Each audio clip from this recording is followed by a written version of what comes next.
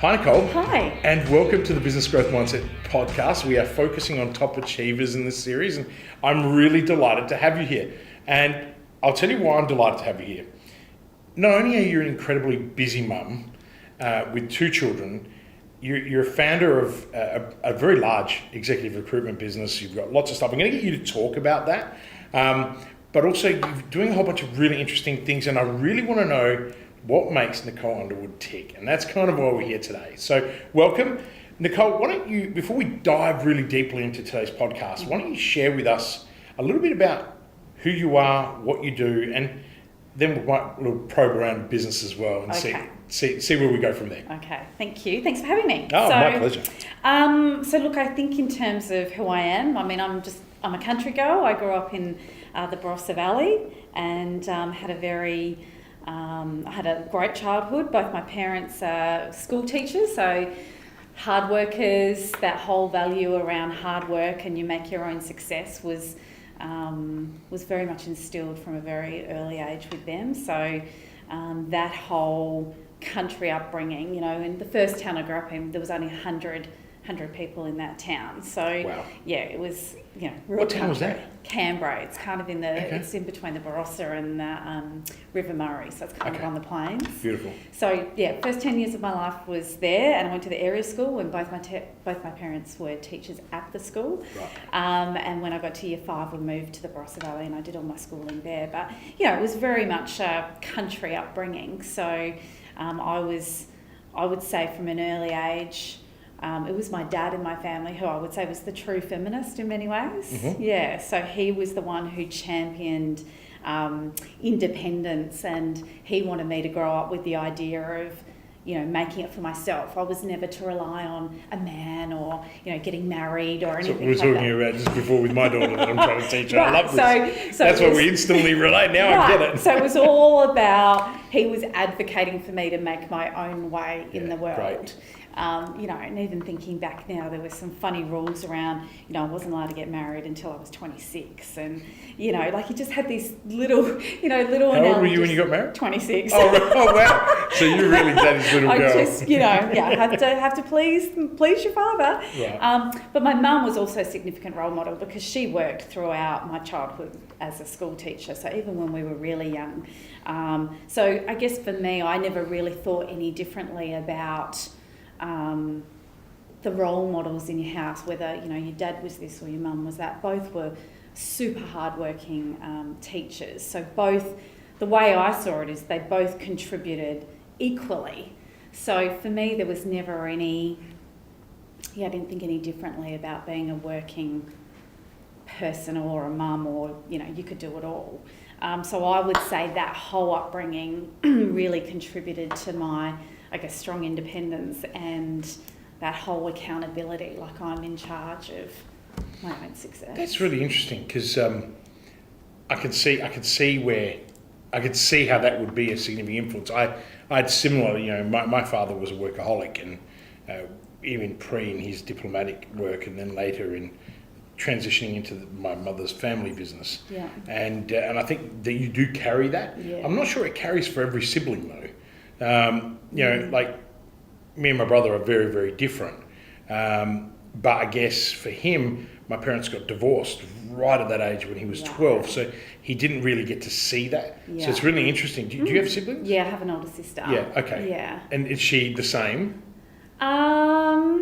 No, you're right. It is different. Yeah, I mean, she's a physiotherapist. She, you know, lives in Brisbane and she's got a family.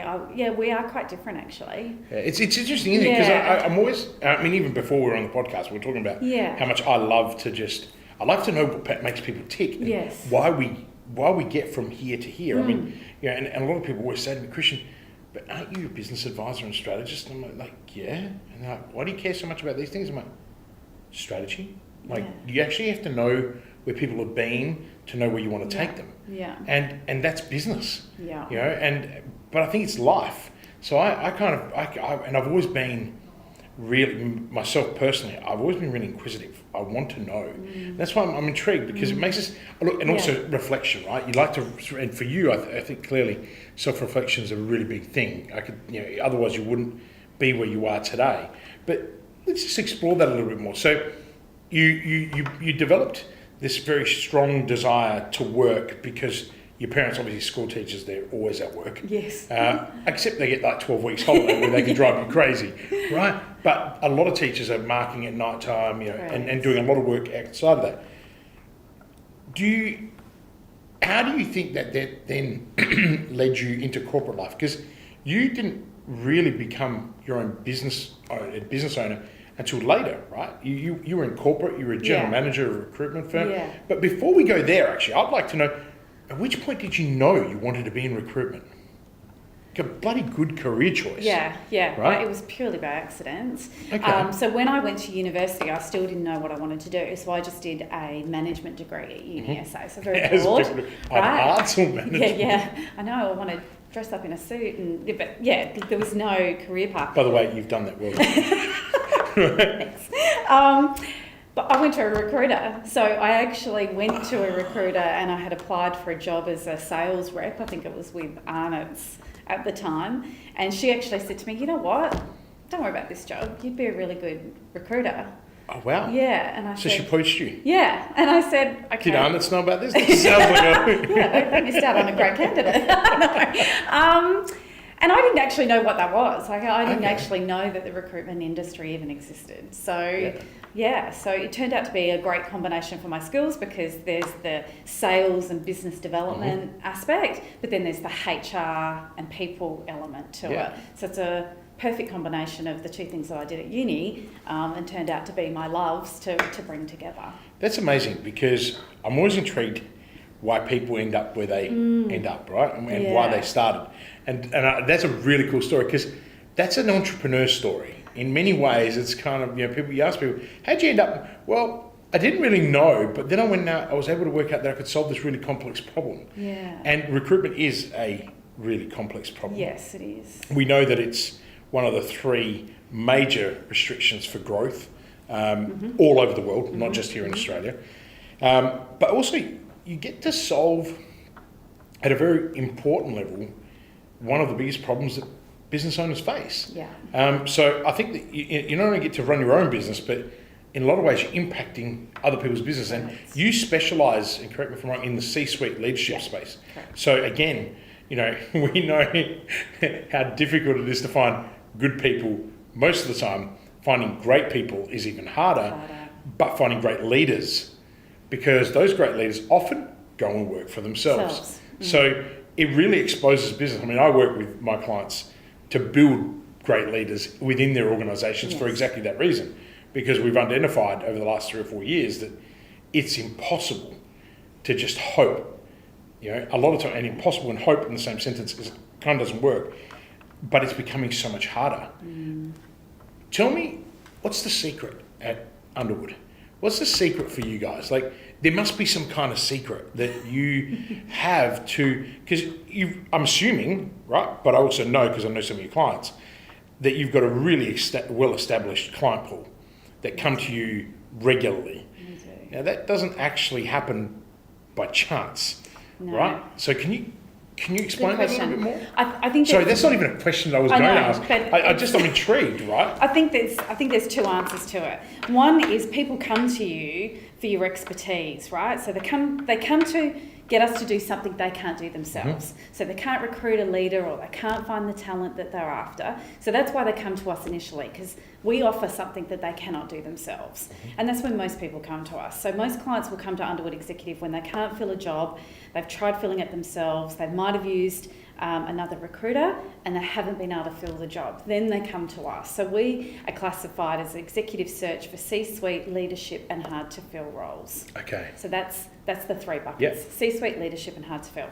You only come to us when you can't do it yourself. So I kind of figure, why would you pay us to do something you can do yourself? That's a good approach. Right? So if you can do it, give it a go. But if you can't find the talent that you're after, then come to us. It's really interesting. Other recruiters that I've met in my lifetime have never, ever sold me on that in that way. Right. Normally it's, you need us. No. And what I really admire, and now I can see why some of the people, and you don't even know that I know them, some of the people have actually said to me, Nicole's approach is very different. Yeah. And it's because you actually admit the fact that, hey, you can do this yourself. Really important. Because I teach my clients, hey, you don't need to see a recruiter. Try it first.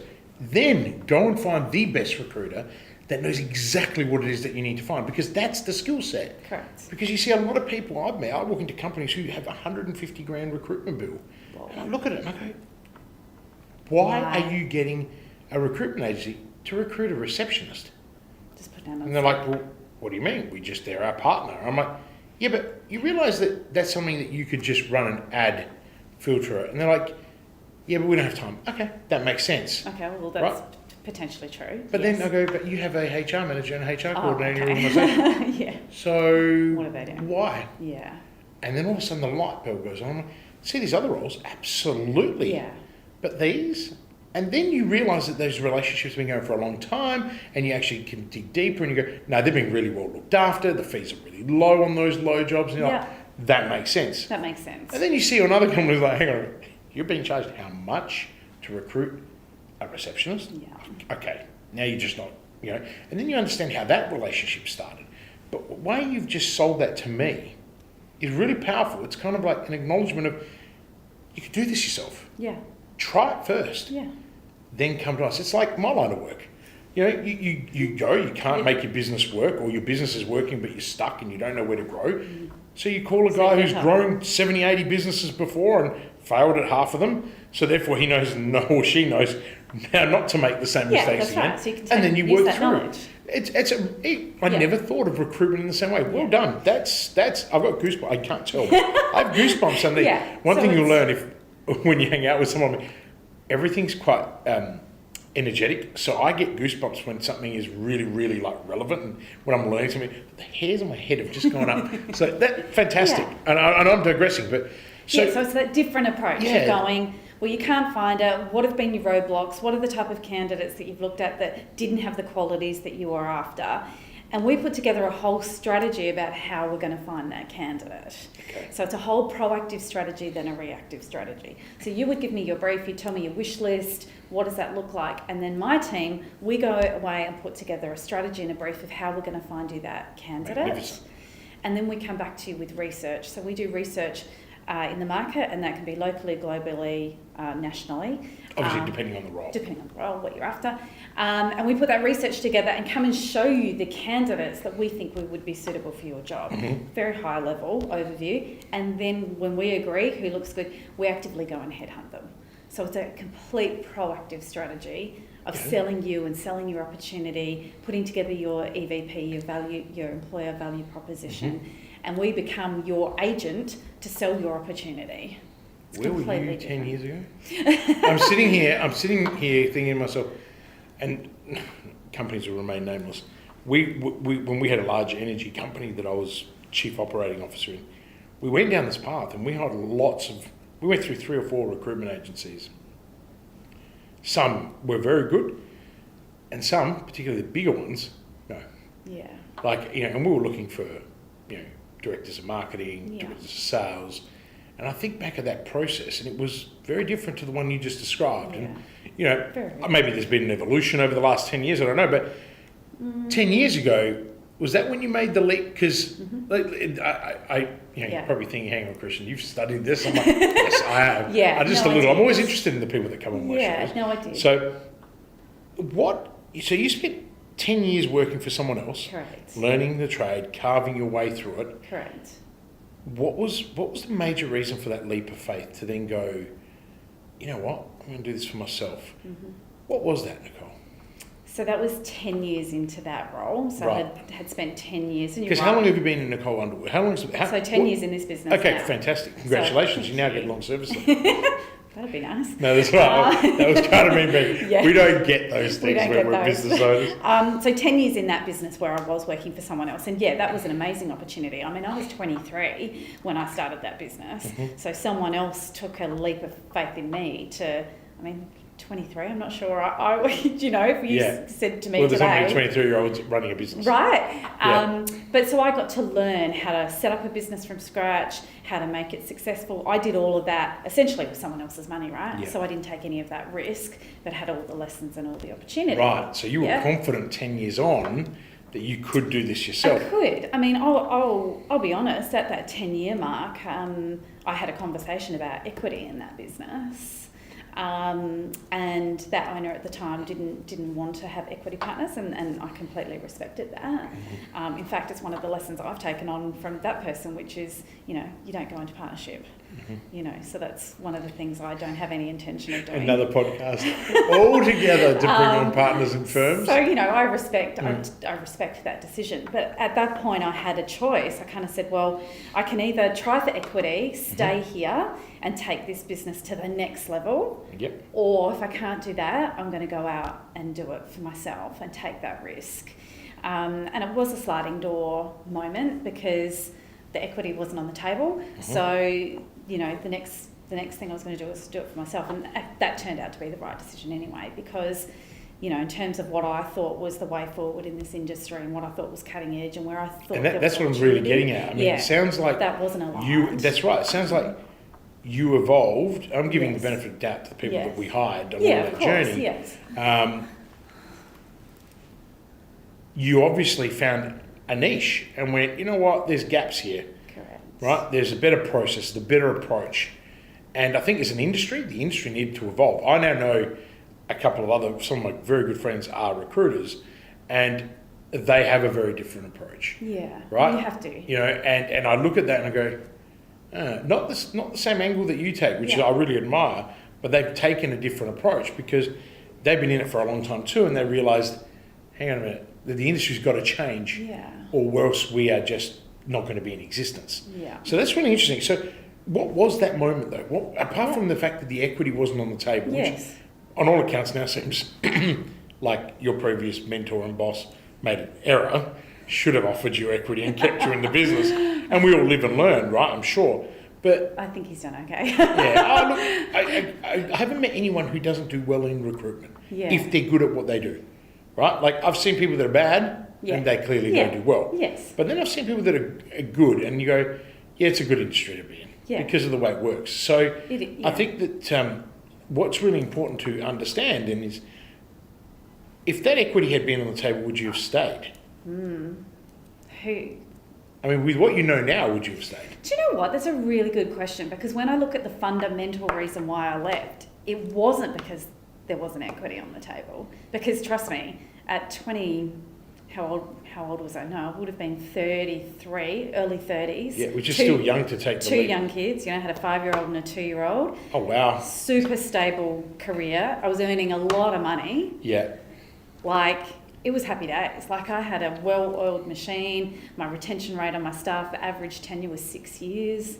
They were all in high performance. I didn't have any problem children. I was probably working 3 to 4 days a week. Life was good. What did you do? Yeah, right. So why did I chuck all of that in? I'm going to go back to that question. It was a really bloody good question there in the context, right? So, what was the tipping point? It was a values alignment and an opportunity. So I had started my blog, and I know when you think about blogs, you think back then that was cutting edge, doing a blog. And I was getting a lot of still traction. Cutting edge for SEO, by the way. Yeah, right. Tell people most of the time, write the blog just for SEO and then put it on Twitter. Yeah, and they're like, what? I'm like, just do it. So back then I'd started the blog and social media, and I was getting a huge amount of traction with you that. were. I actually remember your LinkedIn profile, and you were killing it before anyone else was, getting traffic. And there were people who, in my world, didn't see that social media, was a thing. Why was I wasting my time doing that? Oh, people were telling me that still today. And I own a very Why large was I media wasting company. my So time? it's why did I have a Twitter account? Why was I doing all these things? So for me, that was an opportunity back then. And I just went, no, I'm actually going to roll with this. So I built this business off of the blog. So this business was built off the back of that blog. And the social media. So that makes sense why you invest so much still. Just so anyone listening, you really need to follow Nicole Underwood on LinkedIn in particular. You do share some really good content. And I think that's actually, now I understand where it comes from. It comes from your blog, which means you put effort into your content. Right. And I've read some of your articles. You've published a bit of work, particularly early. Yes. You did publish some works like in 2013, 14. And And you're probably thinking, wow, you weirdo. I'm like, yes, I am weird. I also have a great memory retention. So when I read, I take notice of people who make impact. So, but now it makes more sense because there was a very calculated, purpose-driven approach to what you were doing. And I think this is the message I'm trying to get out of this podcast is what are the synergies across people? Yeah. Top achievers tend to, more often than not, find gaps, find niches, but they find a purpose to take action on. And that's what it sounds like. So, and I love the way you just put that you built it on that. I did. Explore this concept. We are so off topic, which Doesn't is amazing. Let's go. But let's just explore that a little bit more. What would you have done differently? In terms of starting the business? Yeah. What would you, knowing now where you are, and we haven't even spoken about where you are, that's why I want to come back to it. So then the listeners are thinking, oh, where's he going? But what would you, if there was one thing you could do differently, what would that be at startup point? Or were you fully satisfied and you wouldn't change anything? Because that makes me ask you a different question. Well, I guess as soon as you say that, the things that come to mind for me were the things that I did in the early days. So I went out on my own. I didn't start up the business from home. I went and got myself a serviced office. You know, I did all of that, you know, invested money in doing that. Would I do that again? Yes, I would. I remember being told, don't hire any staff for the first year. And I did do that. So I didn't hire any staff for the first year. Mm-hmm. So I do think that was the right thing to do. I wouldn't do that any differently. Because you built your book. Yeah. Yeah, and you owned your own book. It's in your line of work. That's the advice I'd give someone too. And then, which most people wouldn't. Other business advisors would say, bring people on so you can scale. Yeah. Whereas what you probably did was built your own book, built loyalty, didn't have the burden of having to manage anyone else. Because you remember, you got to teach people stuff. Well, and I did everything. Yeah. From making a cold call to doing an invoice to interviewing to I did the whole thing. Do you miss the bookkeeping? Sorry. Do you miss the bookkeeping? No, I kind of like the numbers. Right, okay. I'm not going to outsource it, but I do like the numbers. Mm-hmm. And the other thing that I did is I was quite bold, I think, from that first year to decide where my market was and where it wasn't. I remember getting a call from Beach Energy and they asked me to recruit a role that wasn't classified as C-suite leadership or hard to fill, and I turned it down. Good decision. I didn't take it on. Great decision. Right. I really admire that. So that anyone listening, that is courage, right? Especially at an early stage. It was. To turn down a market you're not a specialist in. Because if you get that wrong, what could the outcome be? Well, I would have been pigeonholed. So that market was where I had come from, the business I had left, and I referred it back to that business. So shows integrity. So I referred it back. And Brilliant, like 24 hours later, I'm sitting there going, oh my gosh, I've got no work and I've just turned down some work and I've got, what have I done? But, you know, you have to stay in your lane. That's smart. I like that. And then, again, great advice for anyone starting a business or even in a developed business wanting to go after new shiny objects. If you stick to your niche and you do it well, you will flourish. It's that simple. Yeah. You know, the only time you need to look outside of that is when the market isn't there for you anymore. Right. That's pretty good. That is a really good lesson for anyone, honestly. Even I'm sitting there thinking, how many times did I make the mistake? And I actually teach this a lot now. You know, I cherry pick clients. I'm in a very fortunate position, and I say that with a big grin on my face.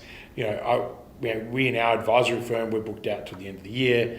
You know, people are like, what about working with you next year? And it's like, well, you need someone now. Go see these people. Yeah. They're more down your path. And, you know, my clients value me for that because they're like, that's great. That means we've got to look at you for next year. I'm like, sure. I mean, at the end of the day, you know, you're here with me every single, some of my clients I work with every week. Yeah. So it's, you know, I don't want to ever give up those people until it's time to move on for them or for me. Yeah. But I think the key is sticking to what you know, and you did it from the onset. I did. Because you obviously knew, I do not want to be put in the same category or want to be pigeonholed, as you put it, in where I was, because you knew where you wanted to go. Because I had to change that. You obviously had a very clear direction and path. How did that come about? And explain. I don't think people understand the magnitude of this. You're a mum with a 2 and a 5-year-old, right? About to give up a significant 6-figure salary Correct. with all the perks, working only 3 to 4 days a week. Correct. And yet you're able to think so clearly to go, no, I know where I want to go. Did you foster this direction before you made this leap? Or is it something you just intrinsically always knew? Did you document it? Do you know what? That's one of the things that prevented me from doing it sooner, is that I never had the perfect strategy or business plan on a page. And I always thought that I needed that before I could make the leap. So that did hold me back for a period of time, because I was just like, I can't articulate it exactly what I'm going to do. And so I held back. So no, I didn't have that, but I did have that intrinsic belief that what I was going to do was going to be successful. Did I know exactly what it would look like? No. But one of my mantras or whatever is that you've got to believe in yourself. First and foremost, you have to believe in you, but you should always find someone around you who believes in you. And I did have some really good mentors who believed in me. So that's, that was key as well. So, and then the third part of that little mantra is you've got to believe in your staff. So, find someone who believes in you, believe in yourself, and believe in others. If I believe that my staff are going to be high performers and they're going to be successful, some people who've worked for me in the past have always said, Nicole, you always had more belief in me than I had in myself. So I think as a leader, I have that. I owe that to them. If I'm going to employ them, then I owe it to them to, there's a book called Love Them or Lose Them. You got to love your staff and give them everything to be the most successful they can be, or don't hire them. Well, you would hope that as a recruiter, you'd only be recruiting A players for yourself, right? So, yes. I love the concept of top grading. Yes. And I'm a big believer you surround yourself with A players, and that is also an evolution. I find that I've had, some people in my company work for me for 6-7 years and they've been A players, and then I look now and go, you just haven't kept growing. And so then I invest in their growth. Yes. And, like even one of my clients at the moment, I'm about to hire them an accountability coach, and a senior member of my team's like, why would you do that when that's what you do better than anybody else? I'm like, they're just not listening to me anymore. So, and they're that important to the business. I need to find an edge. Yeah, I agree with right? that. So, I've been watching Billions, right? I don't watch any TV, and a good friend of mine who was on this podcast said to me, you really need to watch Billions. Like, you are Bobby Axelrod, he says to me. I'm like, whatever, man. I've been watching it. Man, he's a beast. I am not Bobby Axelrod. But I sit there because I have morals beyond that. And it's really amazing watching how they negotiate. But they have Wendy Rhodes, who's a psychiatrist, in their trading company. Right. So they're traders, they're stockbrokers. Yeah. And she's there to just performance coach people just when they're having these moments, and it's really interesting. And so I kind of went, you know what, just because someone isn't listening to me anymore, after 7 years of being with me, you kind of might be going, okay, that's enough. There's only so much. So I'm going to bring an external person, and then if that works, I'm going to get that across everybody else. Yeah. I'm a big believer that maybe I've evolved to a point where I'm not used to coaching those kind of people. Mm-hmm. Do you know what I mean? Like, whereas I've gone right up to the top of the food chain where it's $30-40 million turnover companies. Those people have different attitudes and beliefs around what has to happen. Changes. And so it's a growth for all, right? Yes, so I agree with that. Phenomenal learning from that. You mentioned self-belief, and it's really interesting. So many people I meet have imposter syndrome, which is something that I had, and I had to grow myself out of it. It caused me a lot of pain. Where did your self-belief come from? Obviously, your mum and dad had a significant influence that you could do and be and have whatever you wanted to have. But I'm sure you've had setbacks along the way. Mm-hmm. Where do you think that self-belief It's a great question. originates from? I mean, it definitely... How do you maintain it? Yeah, it definitely originated there. No pressure being a parent, right? Yeah. When you think about that. I heard on a podcast the other day that yourself, as a woman, your self-belief comes from your mum and your self-esteem comes from your dad. Right. I thought that was interesting. So that couldn't work in my life. So it definitely came from there. But then I'm an odd person in my family. So. It definitely came from there. In terms of what happened after that, I mean, I think it's being encouraged from my whole work life, like in terms of, you know, when I was 14, probably younger than that actually, 13, you know, getting a job. You know, getting a job wasn't even to be negotiated. It's just what you're doing. So all through school, I worked casual all through school. Then when I got to university, again, I continued to work. I think the turning point there was actually I applied for a job with Foxtel Cable TV, and they rang and I won the job, but it was full time. And I immediately turned it down because I'm at uni. I can't work full time. And my parents at that point challenged me and said, well, why can't you work full-time and be part-time uni? And you did it. And I did it. Yeah. So did I. Worked full-time while I was studying. Right. So that was my turning point. I kind of worked 2 full-time jobs. Yeah. I just love money. I was the same. So Foxtel Cable TV was selling cable TV door-to-door. So did you go door-to-door? I did door-to-door. Oh, that explains so much. You should have told me that was I should have told you that at the start. You know, that was nowhere. That should really be on your LinkedIn profile. Yeah. Because you know what? That's a badge of honour. Sorry, I've got to get back into camera. No, that's a badge of honour. I did door-to-door. Did you? And it changed my life. Yeah. I actually sold Optus. Telephones, mobile, SIM card. Like, no, what was it? It was landlines. Yeah. When Optus was trying to take on Telstra after deregulation. Yeah, okay. And we got $50 per conversion. Yeah. And no one wanted to sign up. And I went to work for this English guy. It turns out one of my clients also worked with him on the same run. And this guy was awesome. He taught me how to close deals. Yeah. But the approaches everyone taught me never worked. So the first week I made nothing. And I'm like, I'm going to get fired. And then I realised that we're giving a $20 credit to everyone. So I basically walked around with a $20 bill in my hand to every house. And I said, look, you're going to get one of these. Because the visual component, people got it. And they went, hang on a minute. And basically I'm not going to get a phone bill. I said, and here in the clause, and I'd highlight, you can cancel anytime, no risk. I think I got like 31 in my next week. And everyone looked at me and said, what did you do? And this was in Elizabeth. So I got literally 3, and this is 25 years ago.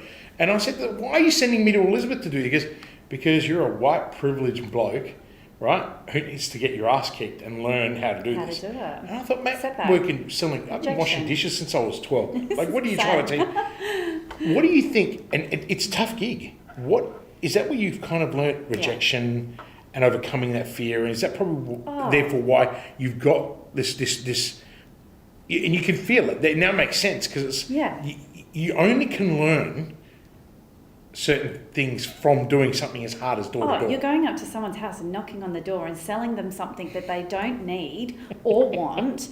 And Telstra, like the Foxtel was coming on the Telstra cable, and the houses we're going to in Unley Park and places like that, they've got cable out in their street. They're angry. So similar sort of thing. So you found a way to sell that. I found a way to sell that. Brilliant. And I love this. So that was the best training ground that I ever had in my career. But also, it was a great training ground because you learned how to work full time and do a load at uni. And it's funny, so many people that, so when I was the entrepreneur and resident at the University of Adelaide and Think Lab, a lot of the startups that came in the early day, which I eventually said, look, this is not for you. They're just like, I can't run a company and then work. I'm just looking at them and going, what? You want an investor to give you money, but you want to be paid to basically take your idea to become a company. Mate, get out of my office. And people would look at me and go, you can't speak to me like that. I'm like, actually, I can. My title says that I can. Yeah. Go out. Go and earn some money. Bootstrap your idea. Absolutely. And this is why bootstrapping is a thing a lot of people don't actually understand. They go, how am I meant to start my own business when I can't go out, when I can't actually earn money? Well, you did it. 10 years ago now, you took a leap of faith when you had everything. Everything you wanted. Right? Yeah. That you'd worked for, and you go on, you know what, I'm gonna jump. I'm gonna jump into all this uncertainty. I'm gonna, as Brene Brown would proudly say, you were the man in the arena. In this case, you were the woman standing up in the arena saying, I'm going to make myself vulnerable and I'm going to take a dive at this. Now, probably unlike someone who's just starting out at first time round, you probably had a little bit of cash banked up from the work that you'd done because you'd earned it. Yes. But that is another great lesson in itself. If you aspire to be more and have more, remember, you've got to go and do the apprenticeship. Correct. I always use the analogy of, Marco Pierre White and Alain Ducasse and Gordon Ramsay. Yeah. People were saying to me, well, what do you mean? And it's like, well, they have something in common. They all worked for one another, right? They all did an apprenticeship. Yeah. So, Gordon Ramsay, I think, spent 14 years, if I remember correctly, it's 14 years working as an understudy to Marco Pierre White. You know, that's why there's rivalry. It's because these guys, you know, and then you look at even like Shannon Bennett, who owned Vue de Monde.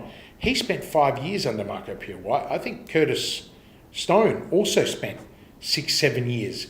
You know, and these were chefs who then went and did in the cooking industry. They're apprenticeships. They're not. You're not going there to get paid some really great salary and have wonderful working conditions. No. You're going to learn how the best do it. Yeah. So you can then take that leap of faith for yourself. And these are guys that have done incredibly well. And you know, some of them I know well, some I don't know at all. But it's amazing. Yeah. And I kind of see the synergies there for you. You know, one of the questions I was going to ask you was, you know, how did your childhood shape the type of business person that you are today? Well, I think that's really clear. You answered it so succinctly and well. You know, your parents shaped you. Is there anything else from your childhood, though, that you think set you up to who you are today? I mean, being a country girl would have... It's that whole work ethic and accountability. Yeah. Like that... I like how you just put those two. Yeah, that's the I couldn't have crux scripted that of it. better. Yeah, work ethic. You got to work Yeah. hard. No one else is going to do it for you. No one else is going to. You know, I haven't come from a wealthy family. I haven't got an inheritance. I haven't inherited a business. I didn't go to some fancy private school. And you're a woman. And I'm woman. Like, it's up to me. Like, there's no one else who's going to do it for me. And you're going to have to work really hard. You can't just... It's like selling Foxtel, right? You can't just knock on one door and expect to get a sale. You're never going to live this down. You're going to be having lots of conversations. I know, right? And it's true. Like, you can't give up on that one door that says You've got no. to knock 10 doors, you know. You've got to take no after no after no after no before you get yes. And then I'm always fine-tuning my craft, Christian. You don't, I don't have ego. I mean, we all have a bit of ego, but I don't have the ego of going, oh yes, I own this search firm and I know it all, and I'm always fine-tuning my craft, and I'm always learning a lesson and always going, you know what, I could have done that better. You know, next time I'm going to say it this way, or next time I'm never going to know it all. You've got to be a life You know what learner. you're demonstrating, and I'm really grateful you're doing it. It's self-awareness, right? And self-awareness brings a certain level of humility that comes with it. It's interesting. You mentioned the word ego. So many top achievers are... people assume they have all this ego because they don't actually ever see... They only see the tip of the iceberg. Yeah. Like, you know, people think that I'm arrogant. And I kind of find that humorous because anyone who knows me, like really knows me, will say, yeah, he's got ego. But mate, God will give you anything you need. He'll teach you anything you want to know. Yeah, that might be charisma. Yeah, well, my charisma is my ego. I'm in trouble. But what I love about what you said is this: it's the below the iceberg stuff. It's the fine tuning of your craft, and I love that. I'm going to steal that quote. I'm going to put your name on it when I share it. But what it is that's a wonderful quality of. I forget the tagline, top achievers of human beings. The good human beings, you know, we're constantly fine-tuning our craft. Yes. You know, I always have a saying, you know, because people like you've won many awards, right? And a lot of people say to me, you've achieved pretty much what most people would do in a whole lifetime. You achieved before you were 30, and you're still achieving. I'm like, I'm only as good as the last event. Like, you know, if tomorrow someone smarter, better than me is going to come along, I can't have that. Yeah. But you know what, when they do, I'm going to embrace them. I'm not going to be threatened by them. No. You know, and so for me, you know, that's how I recruit. Yeah. And I work, and by recruitment, I refer to even my clients. I want to work for people that are better than me. Yes. Now, people always say, well, hang on, how does that work? Right. And I'm like, well, what do you mean? Aren't you the expert that's going to help them? I said, yeah, but in my craft, there ain't many of us. No. There's a lot of coaches, but there isn't many business advisors who actually know how to be a cheerleader and help someone go from A to B faster. Correct. Right? And why? Because a lot of those people haven't failed or learnt or fine-tuned because they assume they know everything. Yes. And that's where you just summed it up far better than I could have. And I think I just want to recap on that. Critical attributes, work ethic, accountability, which you learnt as a child. And then you further learnt in a job like Foxtel, because that door-to-door job, I know exactly because I've done it. And I met lots of people who've done it. Brian Tracy will attribute all of his success to door-to-door sales, Yeah. and he's probably the godfather of professional development and all that. Yeah. And, you know, that monotone voice that you have to listen to in his audios drives me crazy. Sometimes I end up speaking like him if I've listened to something. But I think you summed it up beautifully. It's fine-tuning your craft and never assuming that you know more than someone else. And I see that. And we have challenges around that because it's that iceberg. People look at us and they say, well, they might look at you and they go, look how confident she is. She's got everything. But they don't realise all the hard work that goes underneath. And you have the same challenges that everybody else has. Sure, you have recruitment challenges, I'm sure, even in your own business, because you get to keep them, you bring them in, you hold on to them, you nurture them, and some of them are going to go, you know what, Nicole, I can do this on my own. And because you won't have the equity conversation as well, then you're going to potentially lose some of those people. Yeah. It's really interesting, though, because no one probably sees that. Whereas, because I'm in the line of work where I have to pull this apart, and by the way, caveat, I'm making this up, like it's an assumption, I don't believe this is where you're at. But I go, wow, so in that case, what is your top strategy then, right? And that you deploy in your business to continuously, so you're able to do that fine tuning, so the ability for you to grow. Do you have a unique strategy? And by unique, I mean unique to you, not like unique in the context that no one else might have it. What is something you do almost always that allows you to fine tune? That's ongoing learning, as in I always have to be learning something, or I call it a life learner. Mm-hmm. So, you know, one of my strategies is if you're not uncomfortable, you're not learning. So, you know, either you're reading my content or we're very similar, right? Well, we are both Scorpios too. So. Oh, when's your birthday? Friday. Oh, wow. Yeah. Powerhouses. So one of my other clients, Alice, she's 1st November, same as today. Yeah. So, and it's funny, I just mentioned the date and we haven't gone live. We're not going to go live for another 2 weeks. But that explains why there is this connection at the moment, because one thing that I've found, this is a very difficult month for me. A lot of my best friends are also Scorpios, and people go, "How is it, like you guys are like a pack?" Yeah, it's like magnets. It's loyalty, right? It's loyalty. I can't believe you said that. It's loyalty. We actually, and we care, and this is why I laughed before about this thing about ego and stuff. People are like, "Mate, you don't know me. If you really thought that I was arrogant or had this huge ego, you have no idea, because the things that I will do for people." If you needed me to wash your feet, I'd wash your feet. And I'm not claiming to be Jesus. I'm just saying, right? Like, you know, if you needed something done, I'd do it for you. It's this intrinsic desire to want to help other people, right? And it's not people sometimes say, "Oh, that's selfish because you're so driven." Man, if you see me at home, like my children are everything to me. And I think probably for me, actually, Nicole, becoming a father grounded that in me. Yes. Because I was pretty wild. Before, as Lucy sums, I was pretty wild before we had children. So, and I just want to come back because there's some really excellent learning that's coming out of this conversation. But business, we've made it sound like business is all great, right? But business is not all flowers and rainbows or sunshine and rainbows, however you want to put it, right? True. And I know that you've probably encountered some failure experiences along the way, we all have. But what is one failure experience in particular that resonates above all others? And by failure, I don't mean like something that you regret or right? Failure in the proper context. We fail, right? And fail is part of success. Do you have a particular failure experience that shaped your success later? Yes. Would you like to share that? Yes. Awesome. It is a standout. So for me, it would have been 3 years into the first business that I ran, and I would say I was probably close to burnout at that point. So A-type personality, adrenaline junkie, impatient, want it all done yesterday, perfectly. So driving at that pace with such high expectations of achievement, and I'm definitely not a perfectionist, but I was definitely the adrenaline junkie A-type. What came with that 3 years into running a business was staff turnover. So I probably wasn't that much fun to work for, probably, 25, 30% of the time, because of that high achievement drive that I put onto other people. So the pain was staff turnover. And I mean, as we talk about, finding people, investing in people, It's a lot of energy, it's a lot of emotional energy, it's expensive. And then when they resign, that's crippling, and you can't grow a business when that happens. So I was exhausted, I was cranky, I was close to burnout, and I thought, what am I going to do? This is not sustainable.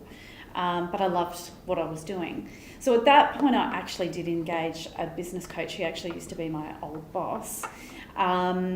And that's tough. To get a business coach, you really need to be coachable or open to feedback. Yeah. So, that's looking in the mirror and going, how am I contributing to this? And even if you have the self-awareness to see it and go, yes, I see how I'm contributing, you then have to put on your big girl pants and change your behaviour. So it's one thing to know what it is. So that clearly had an impact. Massive impact. Yeah, and that's a wonderful example, because you just demonstrated vulnerability, the ability, and that's hard for us because now that I know how similar we are, that can be really challenging. And it's really interesting. What I really loved about your story, and I know everyone listening, especially because I know my audience, they're people that can relate exactly to that moment in time. Because when you told me that, when you said that story then, I just had flashbacks of exactly where I was. I had a 96% retention rate when I won Employer of the Year for the entire restaurant catering industry. Yeah. And then it all went to shit. Because I basically burnt and churned as I grew, because I'm boundless. I could literally keep going. And that's what caused my catastrophic failure. $30 million, boom, gone. Living on the street, essentially back of the car, 3-4 days, having to grovel to go back and live with my mother at the age of 32 when I had everything. And, for me, it was that catastrophic, but you had foresight, and I'd hired all the coaches, I'd hired everyone. I just wasn't coachable. That was my problem. Right. I wasn't listening. And, one of my greatest mentors today, Eric Granger, if he's listening, Eric, has had an outstanding career, and Eric and I talk very much now. And, he said, this is what the biggest thing that change that you've made is you're now coachable. Yeah. And I mean, if you know Eric, you'll know the kind of man he is. And this is when he was, the big boss at Bupa. And, he took me under his wing at a very early age. And, when I failed, he just said, he goes, you failed because you weren't coachable. You knew you had the money, you were hiring everybody, and then you weren't listening to anyone. And I look back and I think, crap, he's so right. The level of growth I was experiencing in an industry that there was never any growth. I mean, we revolutionised hospitality in the country. And that wasn't because I was a genius, it's because I had seen what they were doing overseas. Mm-hmm. And I was just, challenging our curve rate. But that one moment, I know there are people listening that are all now going, oh yeah, I had that moment. And great advice again, go and hire someone who can help you get there. You knew this person that was your previous boss, so you knew that could help you. Yes. And this is the biggest lesson out of all of that. If you're going to go and hire an expert, hire a real expert. Hire someone. There's a lot of and this is where coaching has become a horrible, dirty word. Well, I'm not a coach. I'm an advisor who coaches. Yes. Right. Because there's a big difference, And I always say to people, and those guys are expensive. You want to hire the best. You don't get any change. Yeah. Right. And I always say to people, you're happy to go and pay an accountant of a big firm $400 an hour. You're happy to go and pay a lawyer $500 to $800 an hour. Correct. You're talking more when you want to hire the guys that can solve your problem. One of my clients said to me the other day, when I first started with you, I was really skeptical about paying you $1,000 an hour. And I said, why? And I said, because I didn't think I could get an ROI. And after the first meeting and you made me $20,000, I realised that I could now use you for 20 hours. And I thought, that's a really interesting way of looking at it. Yeah. And I was like, wow. And, it took me a long time to get my hourly rate to the point where it is now. And then, I sit back now and I go, okay, well, now I get to choose. All right, I really want to work with you, so I'm going to drop my hourly rate down so we can get you a greater ROI. And then you never want me to go. But the reality is I always want to go. Like people are like, aren't you bored of me? I am. But there's still this one thing we need to finish. And once I finish that, and then they look at me like, what else can we do? And I'm like, no, can I leave now? Like now I've done this bit, off you go. So, but I think your story, Nicole, there's already like 4 or 5 amazing things that have come out of this podcast that I'm blown away by, because they stand out as things that will really help other people. And that demonstrates I think, very powerfully what you do. I think anyone listening really needs to dive a little bit deeper into the conversation and really explore what you're saying through your learning, because I think it also is a reflection. Oh, goosebumps underneath, my hair's up everywhere. Because what I'm about to say next, I believe that what you're sharing with us today is a reflection of who you are in your real environment. So your desire to help others really shines through, and it's probably what separates Nicole Underwood executive in its marketplace. Now, I wish we could just talk all about that. You've already talked a few lessons, right, that you would share with people, but what do you think are your top 3 lessons that you would impart on someone that wanted to take the next step, right, to that leap? And a lot of people were saying, "Oh, but you're referring to startups." No. We know that people are now, the peak performers are in their 40s. Right. They've worked for people, and I'm not saying it because whether you're still in your 30s. Right? Thanks. So let's go with that. the point I'm making here is, and where I want these 3 lessons so you understand how to structure them. Yes. Most people spend their lifetime working for someone and have these incredible ideas. Oliver Holmes says something to these effects. So many of us go to our grave with the music unplayed inside us, right? We haven't actually been able to explore. And this is what I'm saying. The new entrepreneurs that are now, the great entrepreneurs, are all coming out in their 40s. So anyone listening who's in business or corporate thinking themselves, hey, this is all related to entrepreneurs or business owners. No, we're talking to you. If you're listening, the cues are here for you to take action if you truly powerfully can and want to. So what would be the 3 most valuable tips that you would impart on someone sitting there, or a business owner ready to make a next leap of faith in their business? Yeah, well, the first one I would say goes on from what we were just talking about, which is ask for help. So I think you do have to ask for help, talk to people, engage with people who are doing something you want to be doing, or they've done it, or they've got a lesson they can share. So, talking to people who are older, wiser, been there, done that, I think that's worth listening to someone, learning, or even reading a book or listening to a podcast or whatever it is. So asking for that help and reaching out, I think, is important. It is inspirational, it's motivational, but you can also obviously learn from it. So being that lifelong learner. I'm a big believer in activity generates results, right? So if you want X result, whatever that is, you've got to take the activity. You've got to do the thing, whatever it is. Do the work. So action. I love the way you put the activity generates results. Yeah. So if someone in my team today, let's say that they are not anywhere close to their monthly goal, whatever that is, I said, don't worry about the goal. Stop looking at that. Look at the activity. Break it down. How many clients have you seen this week? How many people have you interviewed this week?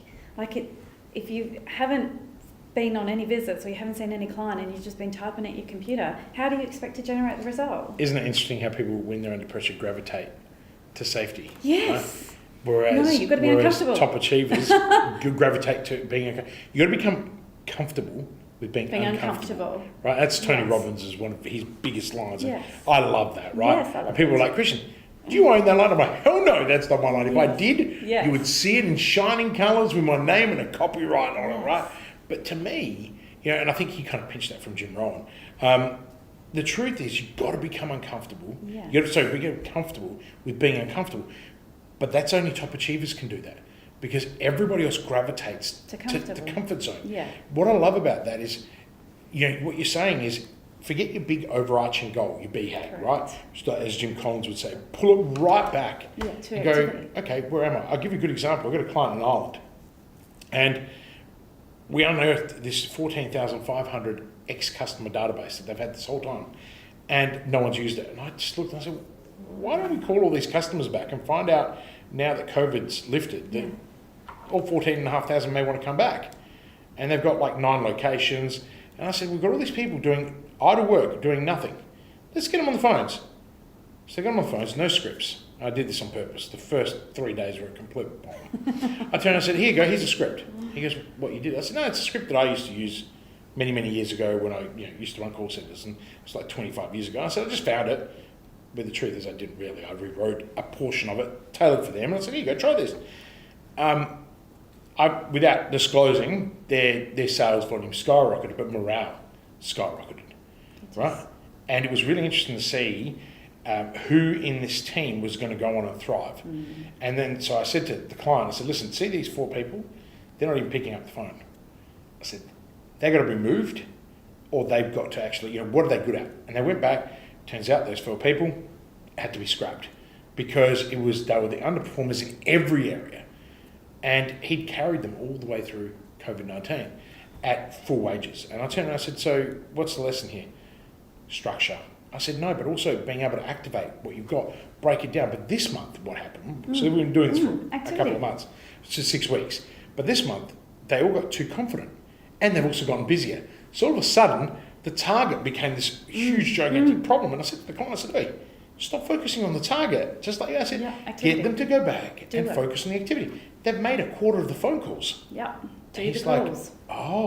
Do the calls. Well, no, I said then readjust the target, remotivate them based on the call volume. There you go. And he did that. Yeah. And everyone's like really happy. I said, but you lost track. You focused on the target. You saw the dollars, and therefore you were demotivating your own team.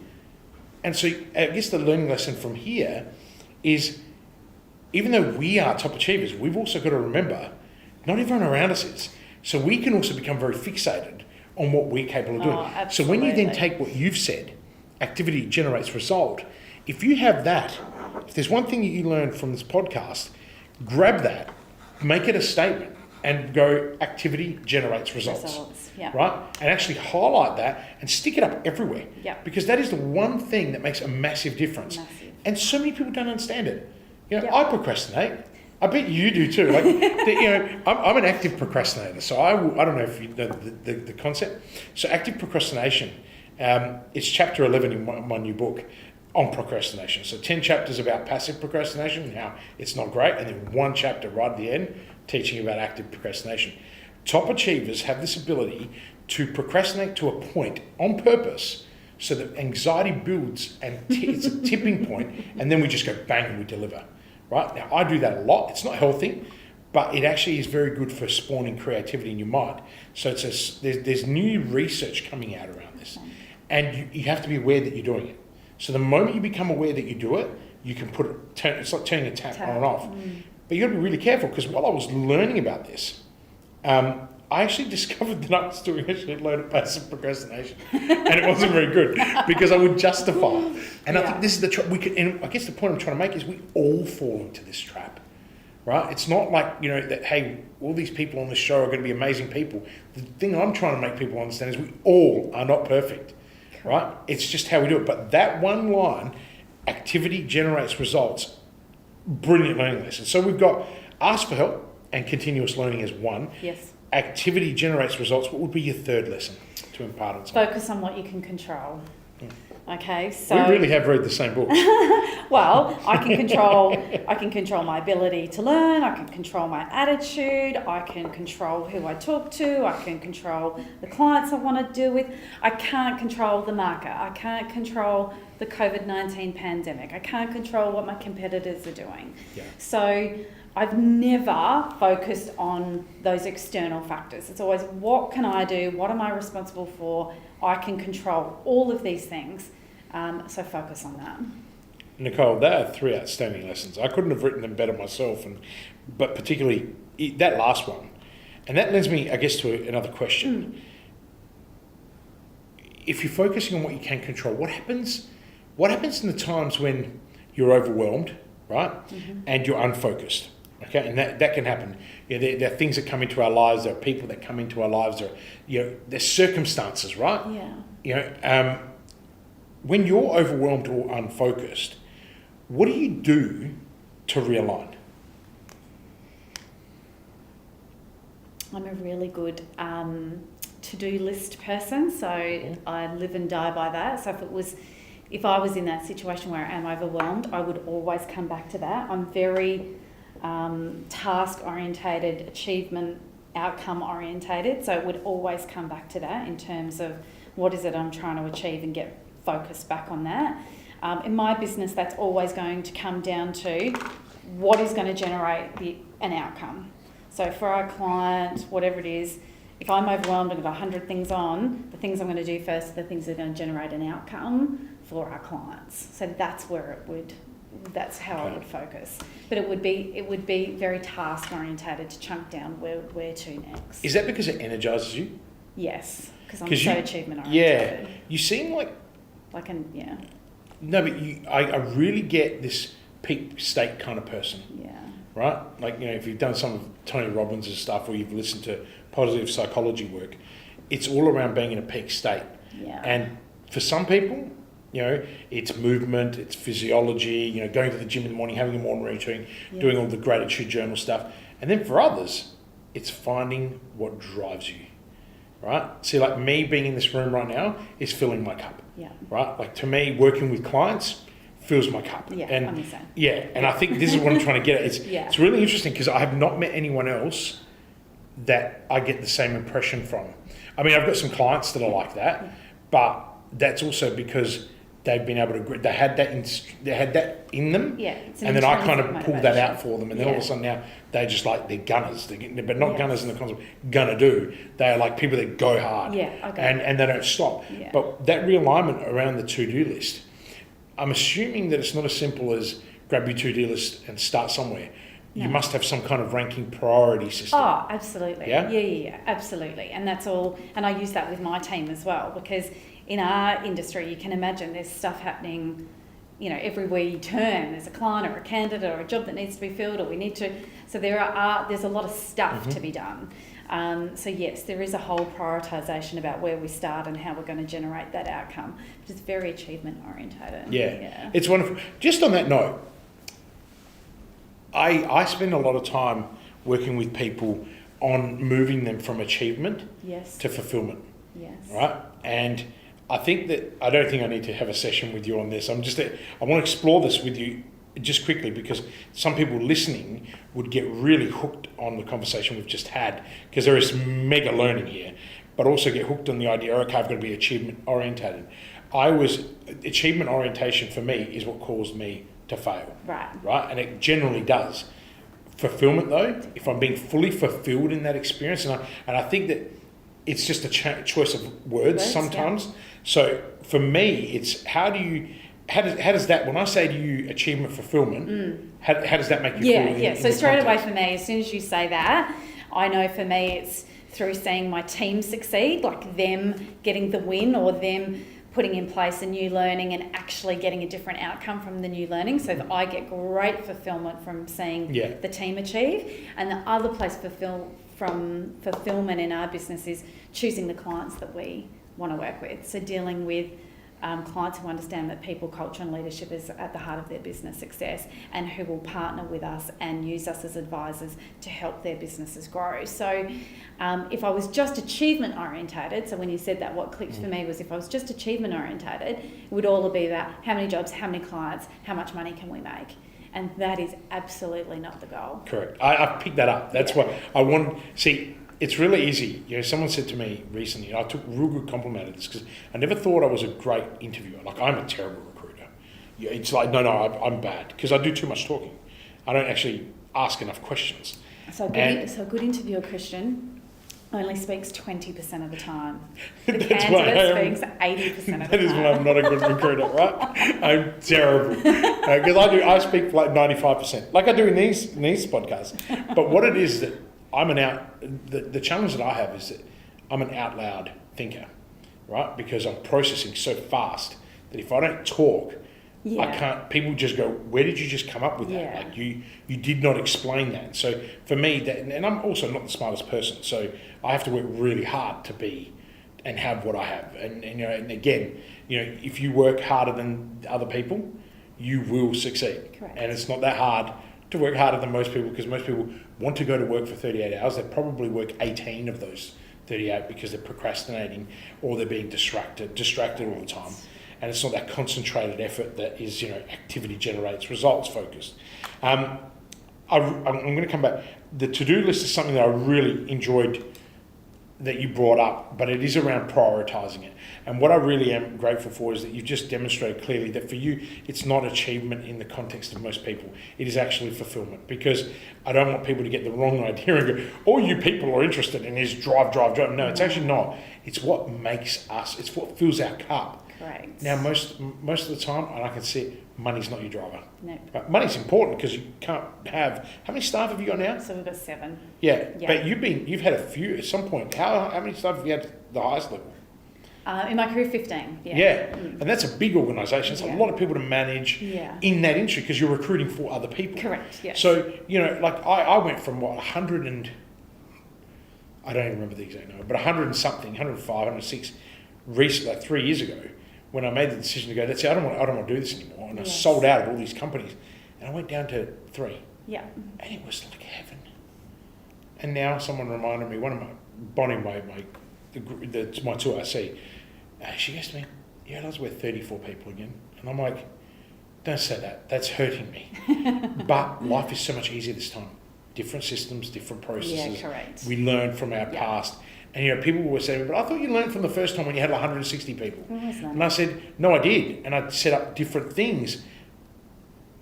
But then I realised, I still don't want to do this. Yeah. And now, this time, it's so seamless. Yeah. Because I actually don't worry about running the companies. I have other people that run them. Yeah. I run them. It's all about meeting huddles. It's all about structure. Yeah. And these are things that, I knew 25 years ago, I just never implemented. And I think that's the thing that I kind of go face palm all the time. It's like, I wish I knew this stuff. Like, I wish I actually bothered. Like, I opened up, I've never been a reader. And even my MBA, I did my entire MBA pretty much without reading. And, I just became really good at referencing what I wanted because I knew what I needed to write about. And it wasn't until someone who I've gotten to know recently, who is, under 30 years old and had tremendous success. And his success is not luck. It is purely perseverance and belief. And he is incredibly educated. The amount of reading he does. And he inspired me to read at our latest breakfast that we caught up. And I've been reading almost a book and a half a week. And I think that our OCD, once we make a decision, we do it. But a combination of audio. So what I do is I listen to the audio book and then I also read at the same time. And then I'm writing notes and I'm actually reading this stuff going, I teach this. Why on earth did no one tell me that this was in a book? And that's what my MBA taught me. Like, people always ask me, why did you go and do an MBA? You were already an adjunct professor at one university, and then you went and actually did an MBA. I said, I needed to know that what I had practiced my whole life, there was a theory behind it. And when I did, it gave me this 10% that I never had. And now what Toby has shown me by reading is that I can just gain from all these other people. But really interesting, and here comes the question. In your case, I don't know if you're a reader or not a reader, but if so, if you are a reader, which book or series of books have had the greatest influence on your life? That's easy. As soon as you said that, the first one, and it's a long time ago, when I started the business, I was 23, but I was reading Richard Branson's Losing My Virginity. And that, his whole theory has stuck with me even to now, is that you look after your staff first, make sure that they're happy, engaged, have the tools of trade, you empower them. They will look after your clients, and the clients will love what you deliver because your staff love it, and the results, profit, shareholders, that'll come. So those three, that's the way that I run my business. I've got to look after the team first, clients second, money third. And the money you don't even have to worry about. If you're doing the first two right, the money just comes. Correct. No, I love it. And is there any other book more recently? Not recently.